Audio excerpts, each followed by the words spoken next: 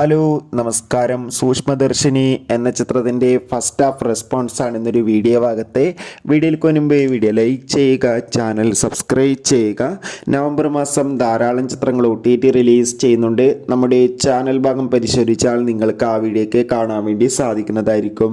ബേസിൽ Joseph, Nazriya എന്നൊക്കെ പ്രധാന കഥാപാത്രങ്ങളായിട്ട് ഇന്ന് റിലീസ് ചെയ്ത ചിത്രമായിരുന്നു സൂക്ഷ്മദർശിനി. എല്ലാ സിനിമാ പ്രേമികളും ഒരേപോലെ ചിത്രത്തിൻ്റെ റിലീസിനായി കാത്തിരിക്കും. ഫൈനലി ചിത്രത്തിന്റെ ആദ്യ ഷോ ആരംഭിച്ച് ചിത്രത്തിന്റെ ഫസ്റ്റ് ഹാഫ് റെസ്പോൺസ് ഒക്കെ പുറത്തുവന്നിരിക്കുകയാണ്. ചിത്രത്തിന്റെ ആദ്യ പകുതി തന്നെ ചിത്രത്തിനൊരു പോസിറ്റീവ് റെസ്പോൺസാണ് ലഭിച്ചിട്ടുള്ളത്.